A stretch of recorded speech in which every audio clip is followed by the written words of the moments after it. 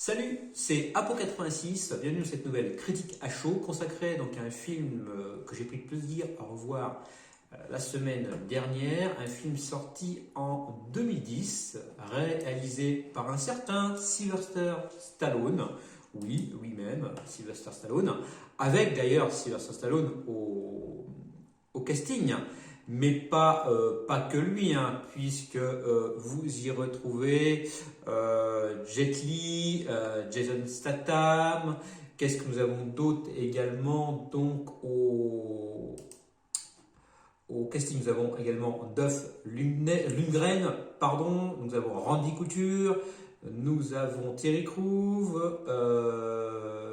Voilà, donc toute une star de gros muscles, on va dire. Et vous l'aurez connu, ce film, il s'agit d'Expendable 1, unité spéciale. Alors, que raconte ce film?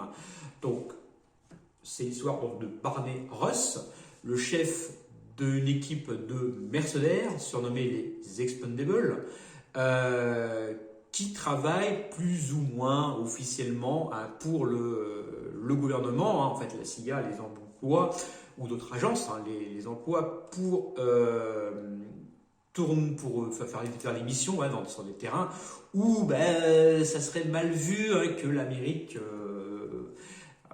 intervienne.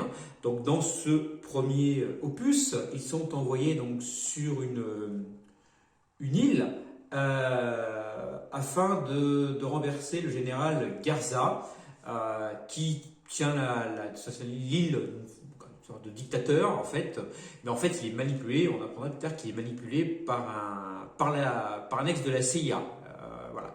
Donc s'en suivra toute une histoire autour de cette intervention des Expendables sur cette île.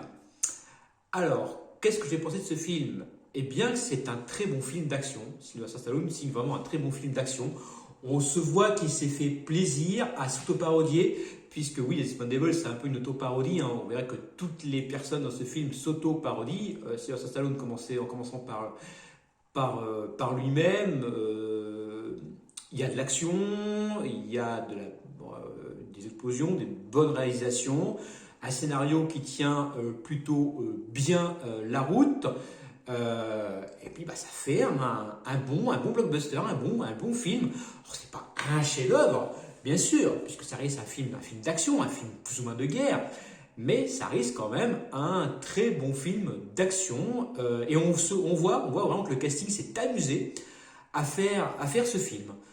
Donc moi je vous recommande Expendable 1, qui fait partie quand même de mon top au niveau des films d'action récents, je parle, parce qu'il y a d'autres films d'action qui sont meilleurs quand même, mais dans les films d'action récemment sortis dans les années 2000, pour moi ça reste un très bon film d'action. Expendable 1, il y a eu deux autres suites, Expendable 2 et Expendable 3, je reviendrai dessus le 2 demain.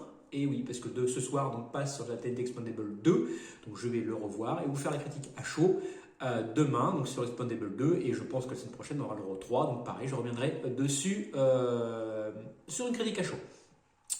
Donc niveau appréciation, je mettrai donc j'aime beaucoup sur Captain Watch. Et sur la note, je vais lui mettre un 7 sur 10, puisque je vous dis, c'est un très bon film d'action, mais pas un chef-d'œuvre, donc il est, on va dire, moyen plus, voilà.